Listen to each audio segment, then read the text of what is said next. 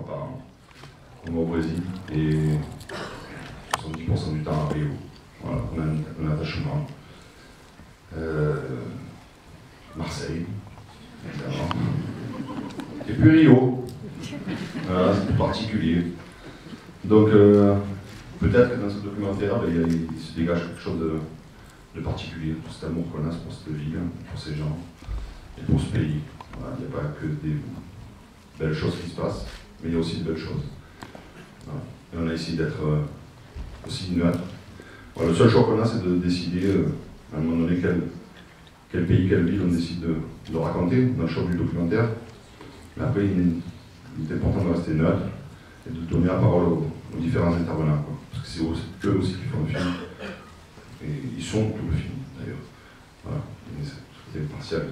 Nous sommes important. Voilà. Pour les journalistes qui l'auraient oublié.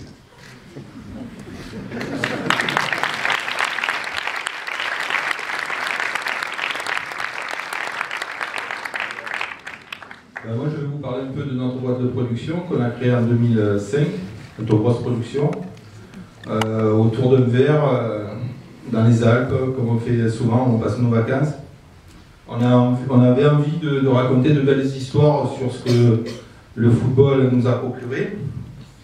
Et on a commencé notre première production, c'était sur un supporter d'Eric qui s'appelle Gary King, qui est parti de Leeds United lorsqu'il jouait à Leeds et qui l'a suivi à Manchester, et ça se fait pas là-bas. Donc il a perdu son boulot, il a perdu sa femme, il a perdu ses amis, il a dû déménager. On avait envie de lui rendre hommage. C'est comme ça qu'on a créé notre boîte de production.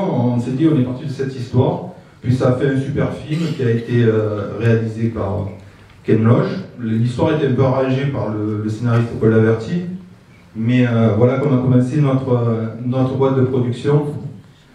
Suite à ça, on a fait une série, donc Canal+, qu'on remercie, qui nous a suivis sur le projet d'Editing, où on avait envie de raconter l'histoire de derby des grandes villes dans le monde, qui sont des derbies à travers le football. Il y a toute l'histoire, les centaines d'histoires de ces clubs dans le pays qui ont traversé des situations politiques qui ne sont pas toujours rigolotes.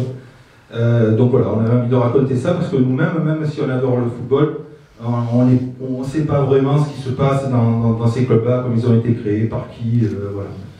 Donc, et on se fait plaisir, celui-là c'est le 7e, c'est Rio, on espère qu'on en fera d'autres, que Canal+ continuera à nous faire confiance, comme ils l'ont fait jusqu'à présent.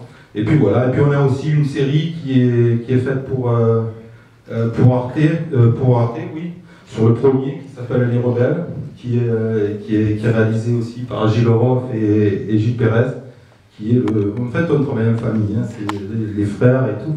Donc voilà, voilà un peu notre histoire. Ça fait 9 ans maintenant, on se régale, on s'éclate, on part, on voyage, on rencontre des gens formidables et on a envie de faire passer ça avec vous. Donc voilà.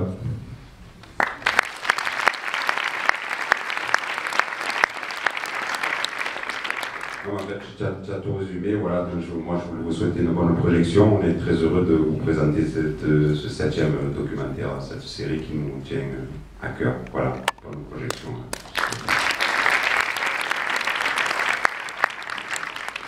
Bonsoir à tous. Déjà, je voudrais excuser Gilles Pérez et Emmanuel Bénard, qui sont les deux réalisateurs de ce film et qui ont préféré rester à Marseille pour fêter la victoire de Jean-Claude Gaudin encore une soirée. C'est une blague, bien sûr.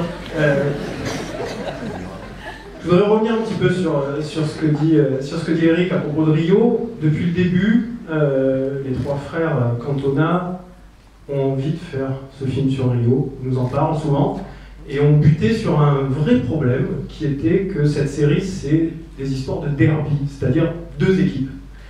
Et on tournait, on virait, et l'évidence était là, c'est que à Rio, il y a plus que deux équipes qui sont importantes, et c'est difficile de faire un film en ne parlant que de deux équipes.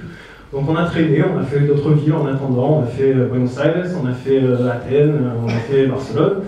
Et puis au bout d'un moment, on s'est dit, mais pourquoi on s'ennuie, on va faire Rio, on va faire tous les clubs de Rio, et puis voilà. Et c'est ce qu'on a fait.